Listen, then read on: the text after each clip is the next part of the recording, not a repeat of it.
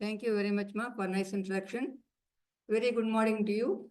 I feel so happy to see so many young students attending this CME.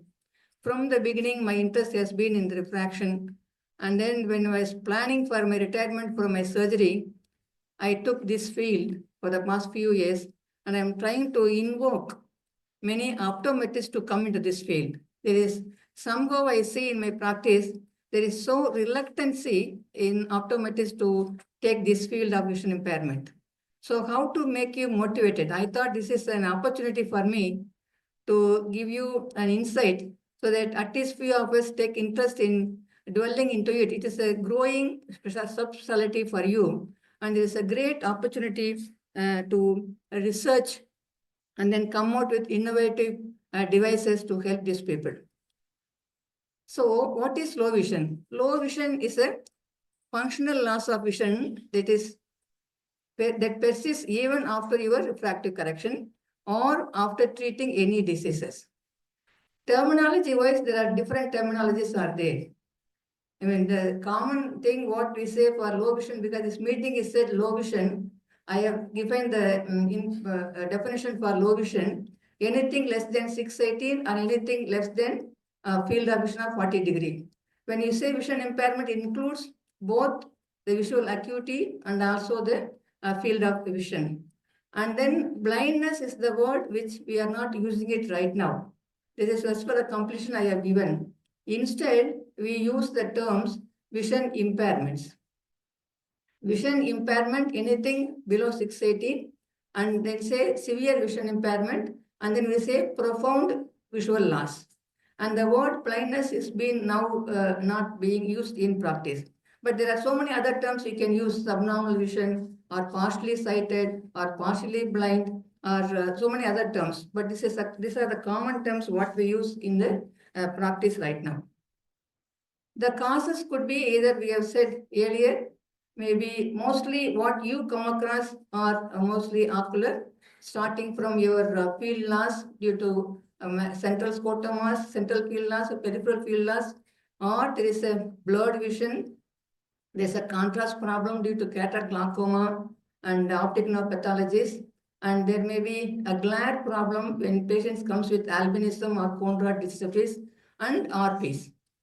These are the common diseases you come across. Though there are some rare diseases due to the brain pathology and combinations, those are the things which you may not see that commonly. But the first part, you see more commonly in your daily practice.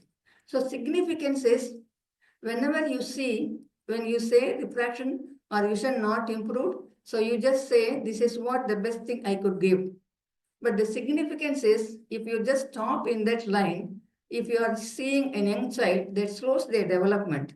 And in the school age, that slows down their learning. And adults, daily independence, they get so much affected. Seniors, no, we have a long time span of period of living. So those seniors, they lose their quality of life. Even to recognize their own kith and kin, they find difficulty. So how to make their life a little bit more easier? First of all, you should elucidate what exactly they need, because a patient with 660, two kinds of patients you might see. One might use that vision for all daily living skills, live comfortably. The other one, who is still in doing a job or something, will find it difficulty in continuing their jobs. So you have to identify what exactly their need, and then it should not stop with just prescribing devices alone. Once you start prescribing devices, yes, perfectly all right. But if that is not possible, you should be able to recognize who are the nearby people who could help them. A rehab person for mobility, because a central scotoma, if they have, most probably you see macular pathology. This macular pathology, central scotoma, they will have enough peripheral vision, their mobility will not be impaired. But if they have a peripheral loss of vision, only a tubular field, and then they will have problem in mobility. So you can't be teaching mobility for them. It is too much for you. So where to find these people and where exactly that you can refer them? And there is one more point raised by a colleague, I don't know your name, it's very good points he raised in all the 3-4 lectures. This giving certificates about legal blindness, what we say as a legal blindness. Even then, when we have vision impairment, each one has got a section because government is giving different opportunities, different advantages for this disabled. So it's your duty to identify, exactly confirm the defect before you sign your certificate or before you send it to the ophthalmologist, because ophthalmologist will not go into the details. Once you say, they will believe it. They just sign it. That's all they do. So you have to be very careful in giving them certificates or the visual acuity measurements there. So how to go about it? As we said earlier, history. Apart from general, personal, and their occupational history is very important. And then review their medical records, whether the treatment is completed or not. Are they still ongoing treatment? Or is the disease a stable disease or still the disease is progressive? Example, retinitis pigmentosa. Are we dealing with a progressive RP or the static tubular field what we are doing? And then observe them, whether they are head tilting for viewing, eccentric viewing, or there is any other problems that we anticipate in them. And then comes, before you start your visual acuity, a refraction. So how exactly that refraction helps in these people? This we'll just go through one by one. The history, as I said, in children, you just have a different history that may not be very particular to you. You go with the general developmental milestones, all those things. When you suspect anything like a learning disabled child coming with good visual acuity, but having not performing good academics in the school, or a child with not developmentally, everything normal, but developmentally is not good. So those things should give an alarm for you to go for detailed history in the children. So when you come to refraction, many times you see ophthalmologists will say 618 vision not improving. கண்ணு நல்லா இருக்குங்க, கண்ணு பெர்ஃபெக்டா இருக்கு, கண்ணுல ஒன்றும் பிரச்சனை இல்லை. Even I ஆம் இன்க்ளூடிங் மைசெல்ஃப், ஐ ஆம் ஆல்சோ ஆப்தல்மாலஜிஸ்ட். ஸோ கண்ணு நல்லா இருக்குங்க, ஒன்றும் எனக்கு தெரியல பெத்தாலஜி, இதுக்கு மேலே எங்களால் ஒன்றும் செய்ய முடியாது. ஸோ அவங்களோட லெவல் அதில் நின்றுருது. ஏன்னா அவங்களுக்கு டைமும் இல்லை, இதை விட டீட்டெயிலாக போய் பண்ணுறதுக்கு நமக்கு டைம் இல்லை.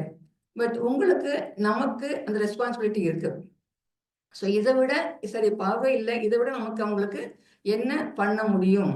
ஸோ ஒரு அக்யூரேட் ரிஃப்ராக்ஷன் அது வந்து உங்களால் தான் கொடுக்க முடியும். அது எப்படி அக்யூரேட் ரிஃப்ராக்ஷன் கொடுக்கறது?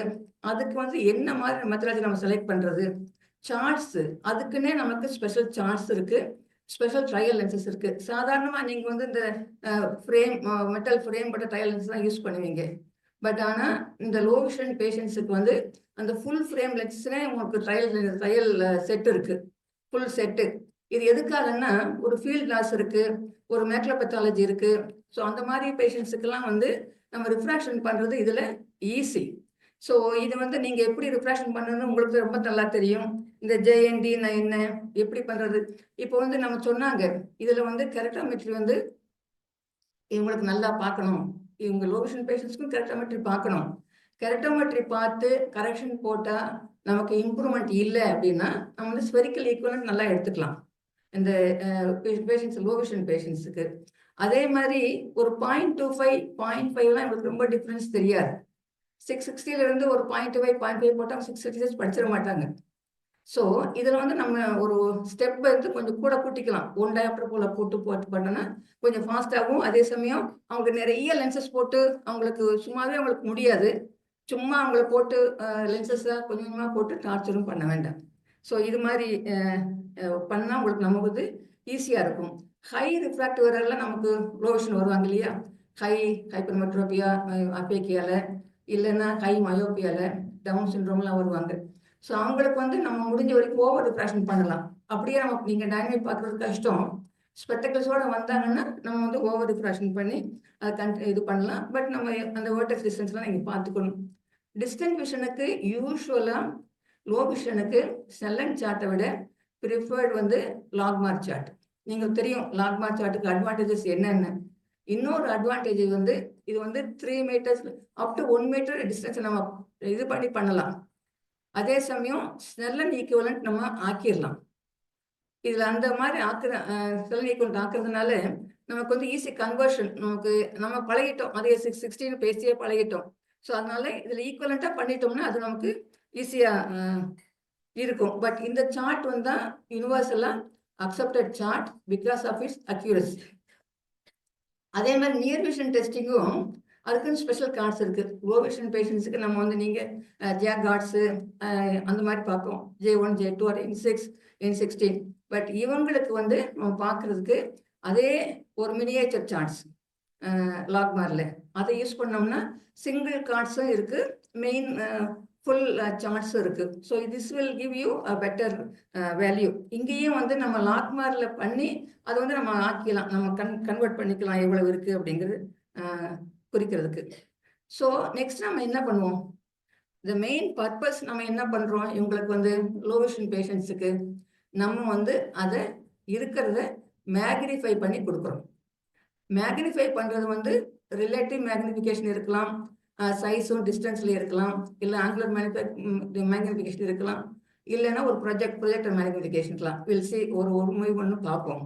ஸோ இது வந்து நம்ம எதுக்கு மேக்னிஃபிகேஷன் எப்படி ஒர்க் ஆகுது, ஒரு மேக்குலர் பெத்தாலஜி இருக்கு, அதே சைஸ் இமேஜ் நமக்கு சென்ட்ரல் போனோம்னா பேஷண்ட்ஸுக்கு வந்து வந்துட்டு போயிடும், இப்படி பார்ப்பாங்க போயிடும், இப்படி பார்ப்பாங்க போயிடும், எனக்கு தெரியுது டாக்டர், தெரியல டாக்டர், மாறி மாறி சொல்லுவாங்க.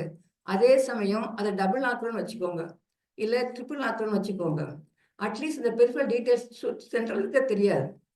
பெரிஃபரல் டீட்டெயில்ஸை வச்சு இதுதான் அப்படி அட்லீஸ்ட் அவங்க அசீவ் பண்ணிக்குவாங்க, அதுக்கேற்ற மாதிரி கொஞ்சம் வியூ பண்ணி அவங்க கரெக்ட் பண்ணிக்குவாங்க. ஸோ இட் மெயின் பிரின்சிபல் வந்து இஸ் அ மேக்னிஃபிகேஷன். எல்லா டிவைசஸ்லையும் மேக்னிஃபிகேஷன் தான் நமக்கு வந்து பண்ணுறோம். அது எதுவாகவும் இருக்கலாம், எலக்ட்ரானிக்காக இருக்கலாம், எது வேணா இருக்கலாம்.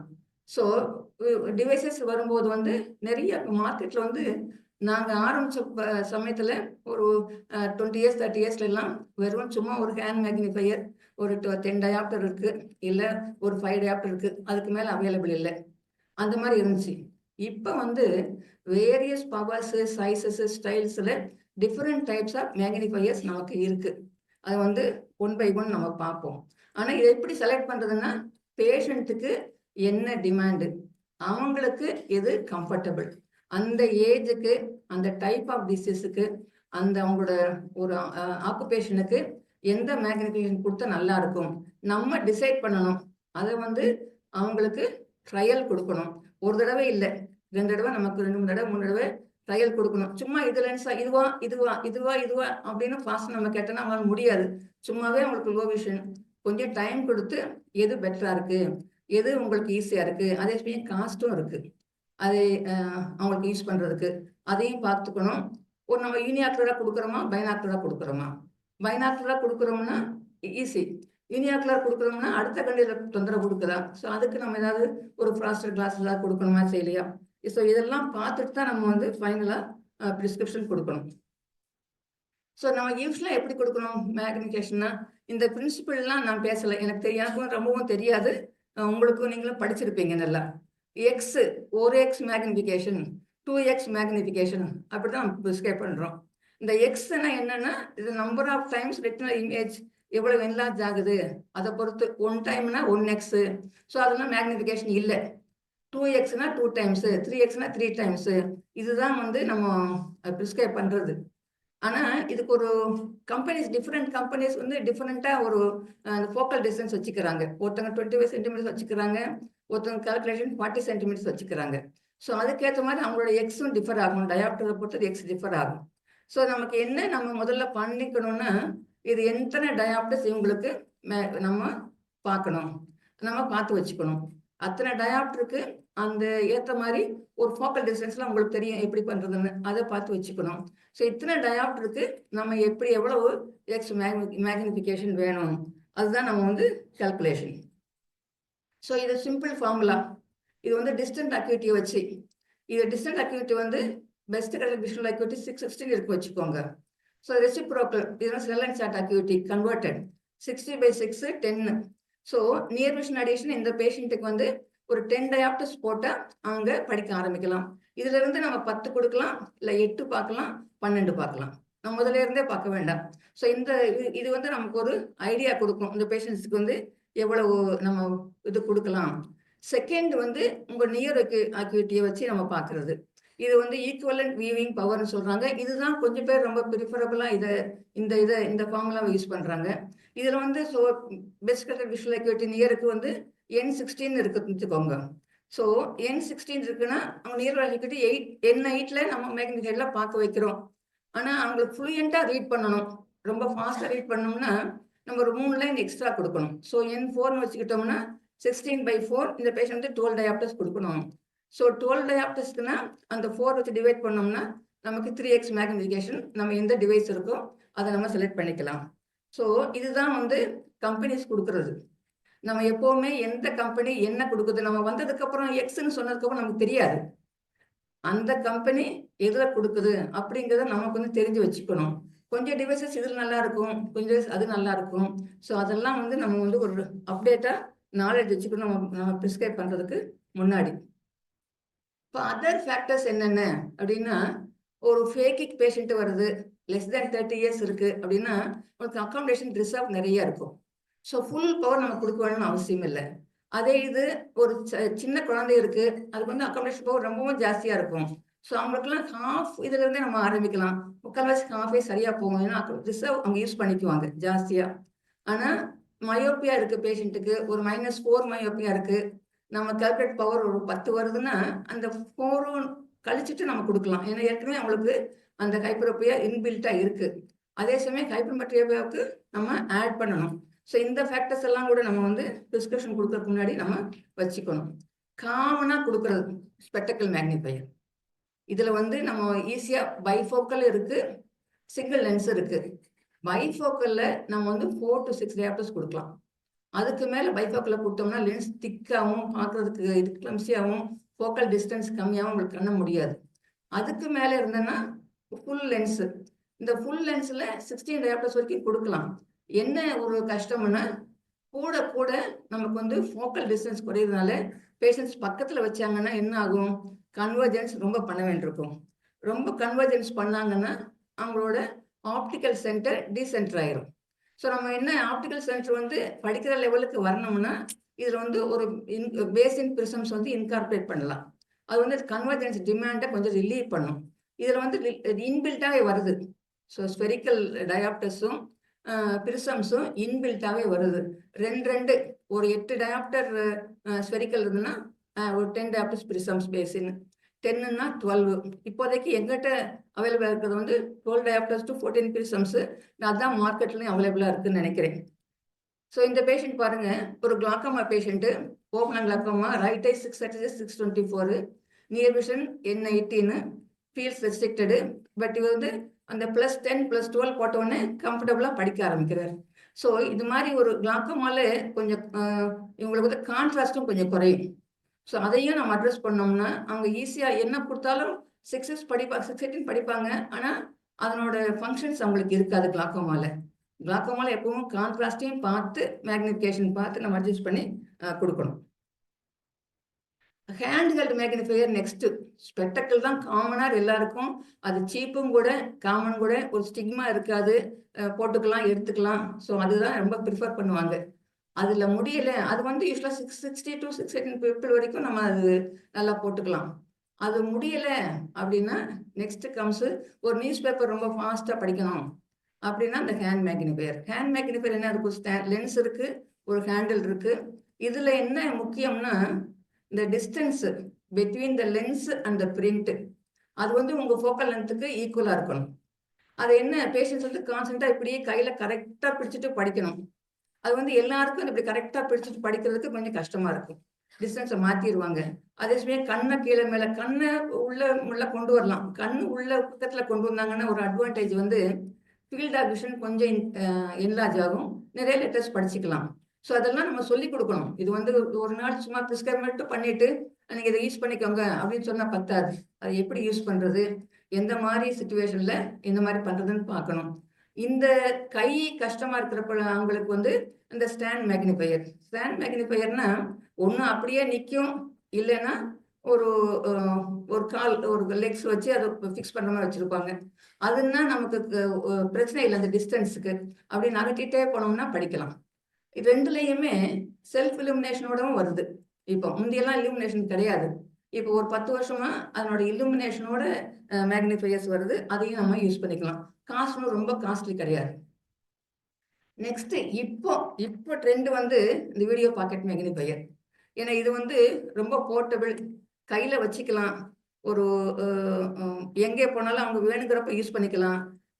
இது ஃபாண்ட் சைஸ் இன்க்ரீஸ் பண்ணிக்கலாம், இல்லுமினேஷன் இன்க்ரீஸ் பண்ணிக்கலாம், இன்க்ரீஸோ டிக்ரீஸோ பண்ணிக்கலாம். அதே சமயம் பேக்ரவுண்டு ஒரு பிளாக் பேக்ரவுண்டும் வச்சுக்கலாம், ஒயிட் பேக்ரவுண்டும் வச்சுக்கலாம். கான்ட்ராஸ்ட் இல்லாதவங்களுக்குலாம் கான்ட்ராஸ்ட் வச்சுக்கலாம். ஸோ அது ஒரு அட்வான்டேஜ் இந்த வீடியோ பாக்கெட் மேக்னிஃபையர். இப்போ எங்களுக்கு வந்து ரொம்ப பேர் அஃபோர்ட் பண்ண முடிஞ்சவங்கன்னா வீடியோ பாக்கெட் மேக்னிஃபையர் தான் காமனாக கேட்குறாங்க. இப்போ அதுவும் ஏஆர்எம்டி, கிளாக்கோமா, டிஆர் பேஷண்ட்ஸுக்கெல்லாம் அதே குட்டிகளும் சின்ன பிள்ளைகளும் நல்லா அதை யூஸ் பண்ணுறாங்க. பேரண்ட்ஸுக்கும் பிள்ளைங்க படிக்கிறாங்கன்னா அவங்க பணம் கொடுத்து வாங்குறதுல அவங்களுக்கு கஷ்டம் இல்லை, அதை பண்ணுறாங்க. இதே சமயம் நீங்கள் இந்த நான் காஸ்ட் சொல்கிறப்போ காஸ்ட் முடியலை அப்படிங்கிறதுக்காக அந்த பிள்ளைங்களுக்கோ அடல்ட்ஸுக்கோ நம்ம டிவைசஸ் கொடுக்காம இருக்க முடியாது. அதுக்கு எல்லாம் ஏஜென்சிஸ் இருக்காங்க உங்களுக்கு ஹெல்ப் பண்ணுறதுக்கு. நீங்கள் நினைச்சா அவங்களுக்கு வந்து வேற எதையோ யாரையாவது பிடிச்சி நம்ம வந்து ஃப்ரீயாக வாங்கி கொடுக்கலாம். அது வந்து ரொம்ப ரொம்ப இதாக போகும் உங்களுக்கு அந்த மாதிரி பண்ணீங்கன்னா. நெக்ஸ்ட் இது ரொம்ப காமன். இது வந்து மவுஸ் இருக்கு இல்லையா, மவுஸை வச்சு இது எலக்ட்ரானிக்ல நம்ம அந்த டெக்ஸ்ட் பேல மவுஸ் வச்சு ரோல் பண்ணிட்டே இருந்தோம்னா அது வாட்டுக்கு படிக்கும். இதுக்கும் அட்வான்டேஜ் வந்து ஃபாண்ட் சைஸ் இன்க்ரீஸ் பண்ணிக்கலாம், பேக்ரவுண்ட் இன்க்ரீஸ் பண்ணிக்கலாம், அப் டு 20x வச்சுக்கலாம். கலர் பிரிண்ட் கூட இதில் எடுத்துக்கலாம், மற்றெல்லாம் எடுக்க முடியாது. இதில் வந்து கலர் பிரிண்ட் கூட எடுத்துக்கலாம், ஸ்கேனிங் பண்ணிக்கலாம். ஸோ இது வந்து லோ விஷன் பேஷண்ட்ஸுக்கு அப் டு 663/60 இருக்கிற பிள்ளைங்க கூட இதை யூஸ் பண்ணுவாங்க. இப்போ பரிசைக்கு படிக்கிறாங்க, ஸ்கூலில் படிக்கிறாங்க, ஒரு ஃபாஸ்ட்டாக படிக்கணும், அவங்களாம் ஹேண்ட் மேக்னெட் வச்சு படிச்சுட்டு இருக்க முடியாது. ஸோ அவங்களுக்கெல்லாம் வந்து இது வந்து ரொம்ப அட்வான்டேஜஸ். ஸோ எப்படி நீங்கள் கால்குலேஷன் பண்ணுறது, இது இவங்களுக்கு தெரிஞ்சிருக்கும்னு நினைக்கிறேன். இது கணக்கு எவ்வளவு எக்ஸ் நம்ம கணக்கு பார்க்குறதுன்னு ஒரு டயாப்டஸ் கணக்கு பார்க்குறோம். அப்புறம் வந்து ரிப்பேர்டு எக்ஸ் நம்ம கணக்கு பார்க்குறோம். அது டிஸ்டன்ஸுக்கு நியருக்கு சொன்ன மாதிரியே டிஸ்டன்ஸுக்கு கணக்கு பார்க்குறோம். டிஸ்டன்ஸுக்கு வந்து நமக்கு ரெஸ்ட்ரிக்ஷன் தான். ரொம்ப மேக்னிஃபிகேஷன் வந்து டெலஸ்கோப்ஸ் ஒன்று தான் மெயினாக இருக்குது. இந்த டெலஸ்கோப்ஸ் வந்து நமக்கு தெரியும் உங்களுக்கு, ஒரு கான்கேவ் லென்ஸு, கான்வெக்ஸ் லென்ஸு ஒரு டியூப்ல நம்ம பொறுத்துறோம். இது வந்து யூனிஆக்குலராகவும் இருக்குது, பைனாக்குலராகவும் இருக்குது. இது வந்து என்ன டிஸ்அட்வான்டேஜ்னா கிளாரிட்டி வந்து டிஸ்டன்ஸுக்கு நமக்கு எப்பவுமே பார்த்துருப்பீங்களா, கலீலியன் டெலஸ்கோப் எல்லாம் தூரத்தில் இருக்கிறது பக்கத்தில் இருக்கிற மாதிரி தெரியும். அதனால் நம்ம பிரெயினுக்கு தெரியும் இதுதான் மேக்னிஃபிகேஷன், இதுதான் வருதுன்னு நமக்கு தெரியும். மெயினாக வந்து இதுதான் நம்ம ஆங்குலர் மேக்னிஃபிகேஷன் சொல்கிறோம். ஸோ இந்த இது வந்து ஃபீல்ட் ஆஃப் விஷன் நமக்கு ரொம்ப குறைஞ்சிரும். ஸோ அதனால ஃபீல்ட் ஆஃப் விஷன் பார்க்குறது கஷ்டம். ஸோ இதுக்கு வந்து ஆல்டர்னேட்டிவாக வேறு இந்த மாதிரி பயாப்டிக்ஸ் எல்லாம் இருக்குது. இதை பொறுத்துட்டோம்னா அது கண்ணாடி ஸ்பெக்டக்கிள்ஸ்க்கு மேலேயே பொறுத்துற மாதிரி இருக்குது. ஸோ இந்த டெலஸ்கோப் போட்டிருந்தாங்கன்னா ரோட்டில் ஒரு பஸ் நம்பர் வருது செய்யுது அப்படின்னா அதை வச்சு பார்த்துக்கலாம். அதுக்கப்புறம் ஸ்பெக்டக்கிள் வழியாக வச்சு அவங்க நடந்து போய்க்கலாம். அது வந்து ஒரு நம்ம அட்வான்டேஜ். வீட்டில் டிவி பார்க்கணும் செய்யணும் அதுக்கும் யூஸ் பண்ணிக்கலாம். நெக்ஸ்ட் வந்து இந்த பைனாக்குலர்ஸ், இந்த லூப்ஸ் எல்லாம் இருக்குது. நாங்கள் சின்ன வயசுல இருக்கும்போது ஒரு லூப்ஸ் ஒன்று கொடுப்போம், பைனாக்குலரா டெலஸ்கோப் வச்சு ஒரு லூப் ஃபார்மில். அதெல்லாம் வந்து இப்போ வந்து ஒன்றும் யாரும் யூஸ் பண்ணுறதில்ல. இந்த பைனாக்குலர்ஸ் வந்து அட்ஜஸ்ட் பண்ணிக்கலாம் நம்ம டிஸ்டன்ஸு. 2 லென்ஸ் இருக்குது, ஒன்றுக்கு டிஸ்டன்ஸ் அட்ஜஸ்ட் பண்ணிக்கலாம். கொஞ்சம் மேக்னிஃபிகேஷன் கம்மியாக இருக்கலாம்னா இது யூஸ் பண்ணிக்கலாம். ஒரு 2x வரைக்கும் 3x வரைக்கும் இருந்தால் போதும் அப்படிங்கிறவங்க வந்து இதை யூஸ் பண்ணாங்கன்னா ஒரு டிவி பார்க்குறதுக்கு பேரே வந்து மேக்ஸ் டிவி பார்க்கறதுக்குன்னே இதுக்கு பேர். ஸோ இது வந்து டிவி பார்க்குறதுக்கு ஒரு எங்களை மாதிரி வயசானவங்க ஒரு பேரம்பேத்தி முகத்தை பார்க்குறதுக்கு அந்த மாதிரிக்கெல்லாம் நம்ம இது வந்து ரொம்ப ரொம்ப யூஸ்ஃபுல்லாக இருக்கும். நெக்ஸ்ட் வந்து நமக்கு விஷுவல் ஃபீல்ட்ஸ்.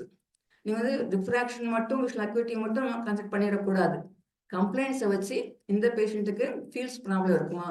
ஃபீல்ட்ஸ் வந்து நம்ம எல்லாரும் நினச்சிருப்போம் ஒன்று நம்ம இப்போ இருக்கிற இந்த ஃபீல்ட்ஸ் எல்லாம் இருக்கு இல்லையா, என்னென்னமோ கிளாக்கோமா ஃபீல்டு அங்கெல்லாம் பார்க்குறாங்க, எல்லாம் டிஜிட்டல் சைடில். ஸோ அதை விட நம்ம வந்து கன்ஃபரன்டேஷன்லேயே பார்க்கலாம், ஒரு ரெகுலர் நம்ம பெரிமெட்லேயே பார்க்கலாம்.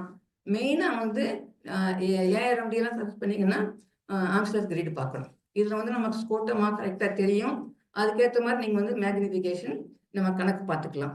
அதே மாதிரி ஆல்டிடியூடல் டிஃபெக்ட்ஸ் இதில் வந்து மெயினாக வந்து பிரெயின் ப்ராப்ளம் இருக்கிறவங்களுக்கு வரும். அதே மாதிரி ஹெமிப்ளேஜியா அந்த மாதிரி இருக்கிற பேஷண்ட்ஸுக்கு அவங்களுக்கும் இருக்கலாம். மேலே பார்த்தாங்கன்னா மேலே இடிச்சுக்கிட்டே நடப்பாங்க, கீழே இருக்குதுன்னா ரொம்ப கஷ்டம், நடக்கூட முடியாது அவங்களுக்கு. ஏன்னா கீழே தெரியாது, எதையாவது தட்டிக்கிட்டே போயிட்டு இருப்பாங்க. ஸோ அதை எப்படி நம்ம கண்டுபிடிச்சு அதை சிம்பிளா நம்ம எப்படி மேனேஜ் பண்றது, ஸோ அதையும் நம்ம பார்க்கணும். ஸோ இங்கே தான் வந்து நமக்கு பிரிசம்ஸ் ஹெல்ப் பண்ணுது. இந்த மாதிரி ஃபீல்ட் டிஃபெக்ட்ஸ் வந்து யூஸ்வலாக என்ன, பிரிசம்ஸ் வந்து இமேஜை வந்து ஒரு unseen object movement usable visual ஃபீல்டுக்கு கொண்டு வரும். ஸோ அந்த மாதிரி பிரிசம்ஸ் எப்படி போடுறது, எந்த மாதிரி டிஃபெக்ட்டுக்கு என்ன போடுறது. ஒரு ஹெமியோனோபியா இருந்துச்சு அப்படின்னா அது வந்து ஒன் ஹாஃப் ஸ்பெக்டக்கிள், இந்த ஹாஃப் ஸ்பெக்டக்கிள் பாதி இது ஒட்டலாம். ப்ரெனல் பிரிசம்ஸ் ஒன்று இருக்கு, அதை ஒட்டலாம். அதே மாதிரி யோக் பிரிசம்ஸ் வந்து இன்டீரியர் ஃபீல்டுக்கு ஒட்டலாம். இப்போ இந்த குழந்தைய பார்த்தீங்கன்னா விஷன் நல்ல விஷனோடு இருக்கு. ஆனா குழந்தை நடக்கும்போது சும்மா தட்டிட்டு நடக்கிறான், இது எல்லாத்தையும் இழிச்சுக்கிட்டே நடக்கிறான்னு வருவாங்க. நமக்கு விஷன் நல்லா இருக்கு, ஒன்றும் பிரச்சனை இல்லையான்னு பாருங்க, தட்டிட்டு நடக்கிறான்.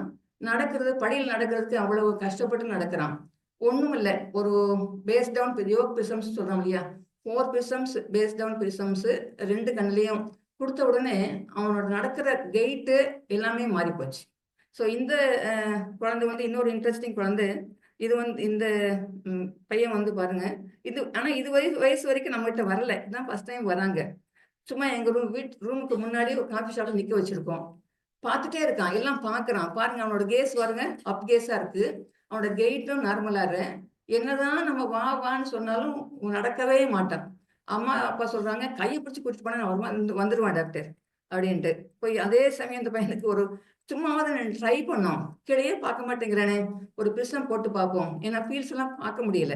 அது போட்ட உடனே அவன் ரூம்ல வந்து எல்லாம் அவன் பாட்டு நடக்கிறான். ஸோ ஒரு சிம்பிள், ஒரு இவனோட லைஃபே வந்து ஒரு ரெஸ்ட்ரிக்ஷனா போயிடும் நம்ம ஒண்ணுமே கொடுக்காம இருந்தோம்னா. ஸோ ஒரு சிம்பிள் 4 பிரிசம்ஸ் நம்ம நினைப்போம் பிரிசம்ஸ் எல்லாம் இவங்களுக்கு எப்படி யூஸ் பண்ணுவாங்க, யூஸ் பண்ண மாட்டாங்க இந்த வயசுல, அதனால வேண்டாம் பார்த்துக்குவோம் நினைப்போம். அப்படி நினைக்க வேண்டாம். ஸோ பிரிசம்ஸ் வந்து ரொம்ப யூஸ்ஃபுல்லா இருக்கும் லோ விஷன் பேஷண்ட்ஸ் கிட்ட. ஸோ கான்ட்ராஸ்ட் சென்சிட்டிவிட்டி வந்து மெயினாக வந்து கிளாக்கோமா, கேட்ராக்டு, அது இன்சிபியன்ட் சர்ஜரி பண்ணுற வரைக்கும் ஆப்டிக் நர்வ் பெத்தாலஜி, இவங்களுக்கு வந்து நமக்கு கான்ட்ராஸ்ட் வந்து ரொம்பவே குறையாது. விஷன் நல்லா இருக்கு, ஆனால் கான்ட்ராஸ்ட் இருக்கே இருக்காது. சின்ன மெஷர்ஸ் தான், ஒன்றும் பேக்ரவுண்ட் கூட்ட போகிறோம், இல்லைன்னா கான்ட்ராஸ்ட் கொஞ்சம் கூட்டி கொடுக்க போகிறோம். ஸோ அதுக்கு வந்து நம்ம வந்து செக் பண்ணி பார்க்கணும். நல்ல சார்ட்ஸ் வந்து இப்போ இருக்கு, பெலிர் ஆப்ஷன்ஸ் சார்ட் எல்லாருக்கும் தெரிஞ்சிருக்கும்னு நினைக்கிறேன், எப்படி பண்றது என்ன பண்றதுங்கிறது. ஸோ அதே சமயம் சில்ட்ரனுக்கு வந்து இந்த ஹைடிங் சார்ட்ஸ் இருக்கு. இந்த சில்ட்ரனுக்கு வந்து நம்ம அந்த பெலிர் ஆப்ஷன் சார்ட்ஸ் பட்டு அவனுக்கு பண்ண முடியாது. ஸோ டீட்டெயில்ஸ் எல்லாம் அப்படியே வாஷ்ட் அவுட் ஆயிரும், கிளியராகவே இருக்காது அவங்களுக்கு. ஸோ அது வந்து ரொம்ப ஈஸியாக நம்ம அட்மினிஸ்டர் பண்ணிடலாம். கொஞ்சம் பொறுமையாக இருந்தோம்னா அவங்களுக்கு இந்த டெஸ்ட் நம்ம அட்மினிஸ்டர் பண்ணுறது ரொம்ப கஷ்டம் இல்லை. அந்த ஒரு டிஃப்ரெண்ட் சென்சிட்டிவிட்டியில ஆரம்பிச்சு எது நல்லா இருக்கு அப்படின்னு நம்ம கிராஜுவலா நீங்க பார்த்துட்டு விஷுவல் அக்யூட்டி பார்க்குற மாதிரி தான் இந்த கான்ட்ராஸ்ட் பார்க்கறது. இதே சமயம் கான்ட்ராஸ்ட் இருக்கு அப்படின்னு நம்ம ரொம்ப ஒரு பிரைட்டா ஒரு சப்ஜெக்ட் கொடுத்துருவோம்னா அவங்களுக்கு வந்து கிளார் அடிச்சாலும் அடிச்சோம். கொஞ்சம் பேருக்கு, எல்லாருக்கும் இல்லை. ஆனா அந்த கிளார் போட்டோபோபியாவே பிரசன்டிங் சிம்டமா வந்து நம்ம பேருக்கு, நம்ம ஆல்பினிசம் பேஷண்ட்ஸ்க்கு போன்ற டிஸ்டர்பி, நாட்கோன் டிஸ்டர்பி எல்லாருக்குமே இந்த கிளார் பார்க்குறோம். ஸோ இவங்களுக்கு வந்து நம்ம எப்படி கிளார் டச் பண்றது? சும்மா முந்தியெல்லாம் ஒரு நாங்க ஆரம்பிச்சு ப்ராக்டிஸ் அப்பெல்லாம் சும்மா எல்லாத்துக்கும் காமனா ஒரு பிளாக் டிண்ட்டு, கிரே டிண்ட்டு அப்படின்னு போட்டு கொடுத்துருக்கோம். கொஞ்சம் ஒரு 20 இயர்ஸ்க்கு மேல எல்லாருக்கும் சும்மா ஒரு போட்டோ கிரே போட்டுருவோம். ஆனால் போட்டோ கிரே போட்டு டிக் பண்ணி கொடுத்துருவோம் நாங்க. பட் ஆனா எல்லா ஆல்பினிசமும் கருப்பு கண்ணாடி தான் வேணும்னு நினைக்கிறது இல்லை. அவங்களுக்கு வந்து டிஃப்ரெண்ட் கோன்ஸ் தெரிஞ்சிருக்கும், டிஃப்ரெண்ட் கோன்ஸ் இருக்கு, டிஃப்ரெண்ட் கிளார் ப்ராப்ளம் இருக்கு. ஸோ அப்படிங்கிறப்போ நம்ம வந்து ட்ரையல் கொடுக்கணும் அவங்களுக்கு. ட்ரையல் கொடுத்தா தான் எந்த மாதிரி டிண்ட்டு இவங்களுக்கு கொடுக்கலாம். ஸோ எக்ஸாம்பிள் இந்த ஆல்பினிசம் பேஷண்ட் நம்ம என்ன நினைப்போம், கருப்பு கிளாஸை ஒரு கிரே டிண்ட்டோ டாக்டர் தான் அக்செப்ட் பண்ணணும்னு நினைப்போம். பட் இந்த பொண்ணு வந்து இந்த ஒரு அந்த எல்லோ டிண்ட்டு தான் அக்செப்ட் பண்ணுது. So trial of the tint is very very essential before prescribing it. அதே மாதிரி கிளார் தான் மெயின் ப்ராப்ளமா இருக்குன்னா, இப்போ டிரைவர்ஸ் அவங்களுக்குலாம் இருக்குதுன்னு சொன்னாங்கன்னா வெளியில போய் நம்ம ரூம்குள்ள டெஸ்ட் பண்ணி பத்தாது, வெளியில போய் அவங்களுக்கு கிளார் லெவல் எவ்வளவு இருக்கு, என்ன போட்டா அவங்களுக்கு பெட்டரா இருக்கு. ஸோ அதுவும் நம்ம ஒரு ஆப்டோமெட்ரிஸ்ட் லெவல்ல அதையும் நம்ம பார்த்துக்கணும். நெக்ஸ்ட் இப்போ அவைலபிள் கார்ஜஸ் வந்து இப்படி இருந்தாலும் பிஃபோர், இது ஒரு நல்ல ஆடியன்ஸு, இப்போ வந்து என்னென்ன அவைலபிள் இருக்கு லோ விஷன்லன்னு காமிச்சிடணும் உங்களுக்கு அப்படின்னு தான் இதை கொண்டு வந்தேன். இதுக்கு பேர் வந்து யூ ரீடர். இது எப்படி இதோட இது ஒரு கேமரா இருக்கு, இது மொபைல் ஃபோன் இருக்கு. மொபைல் ஃபோன் கீழே இது இது இது பாயிண்ட் பண்ண வரமாட்டேங்குதுப்பா எனக்கு. பாயிண்ட் பண்ணுங்க வாங்க. வந்துருச்சு பாருங்க. அது வந்து ஸ்கேன் பண்ணிருந்த பேஜை ஒரு புக்கு கூட படிக்கலாம் நீங்க. அது ஸ்கேன் பண்ணிடுவோம். ஸ்கேன் பண்ணிட்டு ஆடியோ அவுட்புட் தான் கொடுக்கும், நம்ம படிக்க முடியாது. ஸோ ஆடியோ அவுட்புட்டு ஒரு பேஜ் படிச்சுட்டு இருக்கும்போது நம்ம இன்னொரு பேஜை ஸ்கேன் பண்ண வச்சிடலாம் மொபைல் ஃபோனை வச்சு. ஸோ அந்த மாதிரி பண்ணோம்னா உனக்கு ரீடிங் வந்து ஃபாஸ்ட்டாக படிக்கலாம். இந்த பசங்க எங்க ஏஜ் ஹையர் கிளாஸ்ல காலேஜ் படிக்கிறாங்க, பிஹெச்டி படிக்கிறாங்க, நிறைய பேர் பிஹெச்டி அப்படிலாம் பண்ணுறாங்க. So visual impaired, low vision இருக்கிற பேஷண்ட்ஸுக்கும். ஸோ அவங்களுக்குலாம் இது மாதிரி கார்ஜெட்ஸ் இருக்கு அப்படின்னு யார் சொல்றது? நம்ம தான் சொல்லணும். அவங்களுக்கா தெரியாது. இது முந்தி வந்து என்ன, ஒரு எல்லாரும் சேர்ந்து ஸ்கூல் ஃபார் த பிளைண்டு போயிடுவாங்க. இல்லைன்னா ஒகேஷனல் ட்ரைனிங்கு, கூட பண்ணுறது, வீவிங் பண்ணுறது, ஃபோன் டெலிஃபோன் ஆப்ரேட்டர், இதுதான் கொஞ்சம் வருஷத்துக்கு பண்ணிட்டு இருந்தாங்க. பட் இப்போ இதெல்லாம் வச்சு அவங்க எந்த ப்ரொஃபஷன் எப்படி வேணா நம்ம பண்ணுறதுக்கு நம்ம தான் வந்து அவங்களுக்கு வழிகாட்டணும். இது இன்னொன்று கம்ப்யூட்டர் ட்ரைனிங், நான் விஷுவல் டெஸ்க்டாப் அப்ளிகேஷன்ஸ். ஸோ இதில் வந்து இதுவும் அதே தான். இது வந்து ரெகுலர் நம்ம கம்ப்யூட்டர் இருக்கு இல்லைங்களா, ரெகுலர் கம்ப்யூட்டர்லேயே நம்ம சொல்லி கொடுக்கலாம்.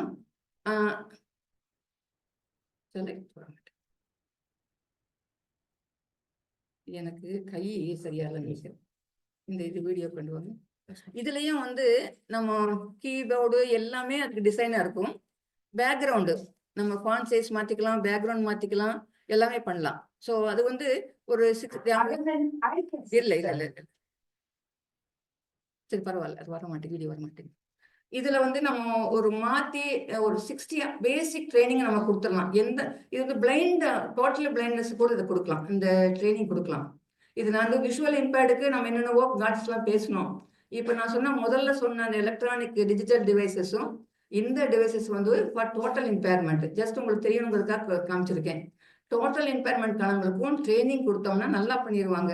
இப்போ நாங்கள் அரவிந்த் ஹாஸ்பிட்டல் எல்லா பிரான்ச்சஸ்லையும் 6-7 டெர்ஷியரி சென்டர்ஸ்லையும் இந்த ட்ரைனிங், பேசிக் ட்ரைனிங் கொடுக்குறோம். 60 ஹவர்ஸ் இந்த ட்ரைனிங் கொடுத்துட்டோம்னா அதுக்கப்புறம் அவங்களுக்கு இன்ட்ரெஸ்ட் இருக்குது அப்படின்னா அதுலேயே அவங்க அடுத்தடுத்து போகலாம். இவங்க எக்ஸாம் கூட இவங்க கம்ப்யூட்டர் வச்சு தான் எக்ஸாம் எழுதிடலாம். முந்தியெல்லாம் ஸ்கிரைப் ரீடர் கூட ஒருத்தவங்களுக்கு ஹெல்ப் பண்ணணும். எக்ஸாம் எழுதுனா அவங்க சொல்லுவாங்க, எழுதுறதுக்கு ஒரு ஆள் இருப்பாங்க, ஸ்கிரைப் ரைட்டர்னு ஒருத்தவங்க இருப்பாங்க. ஸோ அந்த மாதிரிலாம் இருந்துச்சு. இப்போ வந்து கவர்மெண்ட்டே வந்து அவங்களுக்கு அலோவ் பண்ணியிருக்கு, கம்ப்யூட்டர் யூஸ் பண்ணி எக்ஸாம் எழுதலாம். ஸோ அதுக்கெல்லாம் இது நம்ம ப்ரிப்பேர் பண்ணுறோம். ஸோ அவங்களையும் நம்மள மாதிரி ஒரு சென்டர் ஃபீல்டுக்கு வர்றதுக்கு என்னென்ன நம்ம செய்ய முடியுமோ அது. இது வந்து இப்போ ரீசெண்டாக வந்து 2-3 இயர்ஸ் ஆகுது. அந்த நீங்க பாருங்க, நான் அப்ப சொல்றேன். Vision Glass, SVG, the first of its kind device in the country to aid people with visual impairment. This device helps people with visual impairment understand the world through sound. This is a portable, lightweight spectacle which comes with a variety of functionalities such as detecting objects in the pathway, reading text in multiple Indian languages, recognizing faces, etc. இது வந்து நீங்க யூடியூப்ல எல்லாம் பார்த்துருப்பீங்க, நிறைய வருது இல்லையா, பிரெயின்ல chip வைக்கிறாங்க இந்த விஷுவல் இம்பேர்டுக்கு. இந்த மாதிரி ஸ்மார்ட் விஷன் கிளாஸஸ் நிறைய இருக்கு. ஒரு கம்பெனி இருக்கு, ஆர்கேம் அப்படின்னு ஒரு லென்சஸா இருக்கு, எல்லாரும் பார்த்துருப்பீங்கன்னு நினைக்கிறேன். அது வந்து 4 லட்சம் ரூபாய், $4,500 நம்ம அதோட பிரைஸ். அங்கேயே நம்ம இங்க இம்போர்ட் பண்ணி வாங்குறது எவ்வளவு வாங்கணும்னு எனக்கு தெரியாது. ஸோ இதெல்லாம் வச்சுட்டு நம்ம இந்த பேஷண்ட்டுக்கு நம்ம 5,000-10,000 நம்மகிட்ட வாங்க முடியாது, நம்ம ஃப்ரீயா கொடுக்க வேண்டியிருக்கு. ஒரு கண்ணாடியே ஃப்ரீயா கொடுக்க வேண்டியிருக்க நிலைமையில அவங்க இருக்கிறாங்க.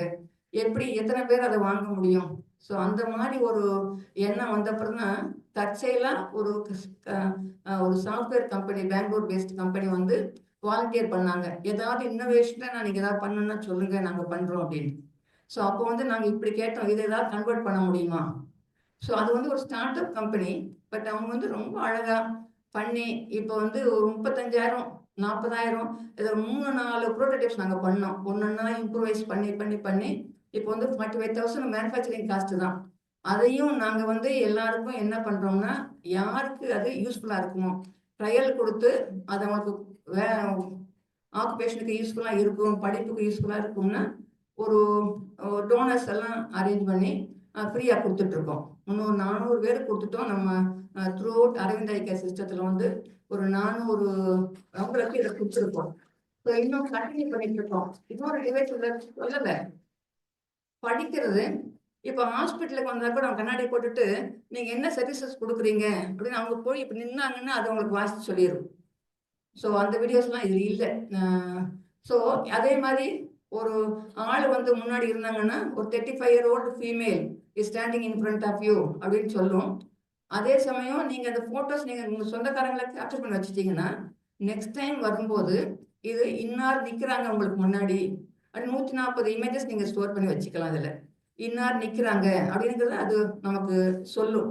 ஸோ அதெல்லாம் இப்போ ரீசெண்டாக இருக்கிற டிவைஸில் அது இன்கார்பரேட் பண்ணியிருக்கு. ஸோ இது ஒரு லார்ஜ் பிரேக் டவுன் நமக்கு இந்த லோஷன் ஃபீல்டில். ஸோ ஒரு எங்க ஜென்ரேஷன்ல வந்து இருக்கிறவங்க இதெல்லாம் தெரிஞ்சுக்கணும் என்ன பண்றதுன்னு. இப்போ இன்னொன்று பார்த்துருப்பீங்க, நீங்க நிறைய பிள்ளைகளை பார்த்துருப்பீங்க, இந்த ஒரு மாதிரி கோஆப்ரேட் பண்ணாத பிள்ளைங்க, ஒரு பிரெயின் டெவலப்மெண்ட். இப்போ வந்து ஆர்டிசம் நிறைய வருது. 1 in 500 சில்ட்ரனுக்கு ஆர்டிசம் வருது. ஹைப்பர் ஆக்டிவ் ஓடிக்கிட்டே இருப்பாங்க. ஆனா அவங்களுக்கு வந்து ரிஃப்ராக்டிவ் எரர் இருக்கும். அது நம்ம என்ன செய்வோம்னா அந்த எல்சிஏ கேஸ் கூட இந்த ரிஃப்ராக்டிவ் எரருக்கு விஷனே இம்ப்ரூவ் ஆகுது, பிஎல் கூட இல்லை எதுக்கு கொடுக்கணும் அப்படின்னு நினைப்போம். ஆனா அதை கொடுத்தா அவங்களுக்கு நிச்சயமா விஷன் இம்ப்ரூவ் ஆகும். இந்த பையன் ஹைப்பர் ஆக்டிவ் தான், ஆர்டிசம் பையன். ஆனா கண்ணாடி எடுத்து கீழே போறான்னு பாருங்க. நார்மலா பிள்ளைங்க கூட கண்ணாடி எடுத்து போட்டுருவாங்க, வேணான்னு எடுத்து போடுவாங்க. ஆனா அவன் நல்லா போட்டுக்கிறான். ஏன்னா அவன் மைண்டுக்கு தெரியும் நம்ம போட்டா நமக்கு நல்லா தெரியுது, ஃபோக்கஸ் தெரியுது அப்படிங்கிறத அவன் பெர்சீவ் பண்ணிக்கிட்டான், நல்லா போட மாட்டான். அதே சமயத்துல கொஞ்சம் சிபி செரிபிரல் பால்சி சில்ட்ரனு, ஒரு வேற மாதிரி பிரெயின் டேமேஜ் சில்ட்ரனுக்கெல்லாம் இது வந்து இங்க வந்து நம்ம எமர்பெட்ரபேசேஷன் சொல்லுவோம். ஹைப்பர்மெட்ரோபியா கண்ணாடி கொடுக்கறதுக்கு நம்ம ஃபுல்லா கொடுக்கக்கூடாது, ஏன்னா எமர்பெட்ரபேசேஷனை நம்ம அரெஸ்ட் பண்ணிடுறோம் அப்படின்னு சொல்லுவோம். பட் சர்டன் சிச்சுவேஷன்ஸ்ல வந்து எமர்பெட்ரபேசேஷன் மக்காம டிசோட்ரோபியா மாதிரி இது வந்து காம்ப்ரமைஸ் பண்ணிடலாம். இது ஒரு மேக்னிஃபிகேஷன் மாதிரி இனிஷியலா கொடுக்குறோம்னு வச்சுக்கோங்களேன். அதை வச்சுட்டு கொஞ்சம் கொஞ்சமா விஷன் பில்டப் பண்ணிட்டு அதுக்கப்புறம் நம்ம வந்து ஸ்பெக்டக்கிள் நம்ம எடுத்துடலாம். இன்னொன்னு நல்லா சொன்னாங்க, அக்காமடேஷன் லேக் பார்க்கணும், எம்இஎம் பார்க்கணும். இது ரொம்ப இம்பார்ட்டன்ஸா இருக்கிற ஒரு எம்இஎம் பார்க்குற இடம் வந்து சில்ட்ரன் வித் பிரெயின் டேமேஜ். இது வந்து பாருங்க, இந்த பொண்ணு ஒண்ணுமே பார்க்கல, அந்த இவ்வளவு பெரிய ஆப்பிள் கொடுக்குறாங்க, அது வந்து ஃபோக்கஸே பண்ணல. இது 3 வயசு ஆச்சு, இப்பதான் கண்ணாடி சும்மா நாங்க ஒரு எங்க ரெடிமேடா ஸ்பெக்டக்கிள் வச்சிருக்கோம், அதை கொடுத்த உடனே அது பொண்ணு இந்த பிள்ளை வாங்குது. ஸோ இது வந்து நமக்கு பேஸ் ஆகுது. இதுல இருந்து நீங்க அந்த விஷன் தெரப்பி அந்த குழந்தைக்கு பில்டப் பண்ணலாம். பட் இது பண்ணலன்னு வச்சுக்கோங்களேன், ஐயோ இந்த குழந்தைக்கு பிஎல் கூட இல்லை, இதை ஒன்றும் செய்ய முடியாது அப்படிங்கிறத நம்ம விட்டுருவோம். இது ரீஹாப்புக்கு நம்ம அனுப்ப மாட்டோம், நம்மளே பார்க்கலன்னா ரீஹாப்புக்கு அனுப்ப மாட்டோம். பட் இது வந்து ரொம்ப முக்கியம். எல்லாருக்கும் வந்து ரீஹாப் காலங்களுக்கு எம்இஎம் எல்லாம் பண்ண தெரியாது. நம்ம தான் எம்இஎம் பண்ணி அக்காமடேஷன் லேக் இருக்கா இல்லையாங்கிறத நோட்ல கொடுத்தேன், அப்புறம் ரெஃபர் பண்ணீங்கன்னா அது வந்து யூஸ்ஃபுல்லா இருக்கும். ஸோ சம்மரி என்ன பண்றது, review the medical records for diagnosis. முதல்ல டயக்னோஸ் நமக்கு தெரியணும். ட்ரீட்மெண்ட் கம்ப்ளீட் ஆயிருச்சா, ஸ்டாட்டிக்கா, ப்ரோக்ரெசிவா, அதோட அவங்களோட நீட் என்ன.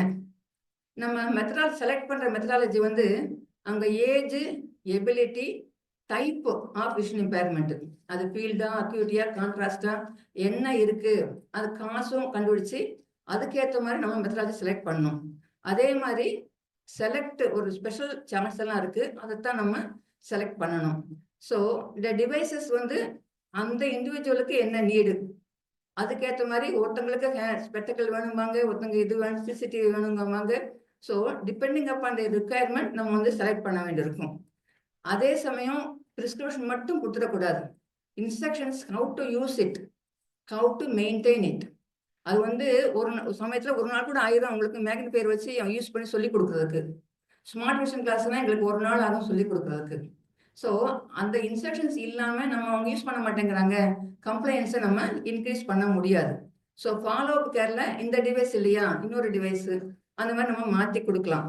இதெல்லாம் நமக்கு நம்ம கையில இல்லை, ஒண்ணுமே இம்ப்ரூவ் ஆக மாட்டேங்கிறாங்களா, பக்கத்துல எந்த ரியல் பர்சன்ஸ் இருக்காங்க அவங்களுக்கு நம்ம அனுப்புவோம். இல்ல ஆப்தல்மாலஜிஸ்ட்க்கு அனுப்பணுமா அவங்களுக்கு அனுப்புவோம். சர்டிபிகேட் கொடுக்கணுமா, அவங்களுக்கு ஜாப் டிஸ்கிரிப்ஷன் கொடுக்கணுமா, அதை பண்ணுவோம். ஸோ இதெல்லாம் தான் நம்ம வந்து செய்ய வேண்டியது. இது நான் எதுக்காக இந்த மெயின் எதுனா, உங்களுக்குள்ள ஒரு இன்ட்ரெஸ்ட் இது வந்து எல்லாரும் ஒரு ஷை அவே பண்றீங்க. ஒரு ஆப்டமாலஜிஸ்ட் சரி, ஆப்டோமெட்ரிஸ்ட் சரி, லோபிஷனுக்கு உள்ள வர்றதுக்கு எதுக்குடா வம்பு? நம்ம பாட்டுக்கு ரிஃப்ராக்ஷன் பண்ணி கண்ணாடி கொடுத்து அனுப்பிட்டோம்னா, ஒரு ஆப்டிகல் ஷாப்ல போனோம்னா நம்ம பாட்டு சம்பாதிச்சு நம்ம பாட்டு போயிட்டு இருக்கலாம். இது எதுக்கு ஒரு பேஷண்ட்டுக்கு 1 மணி நேரம் உட்கார்ந்து இந்த கஷ்டப்படணும்?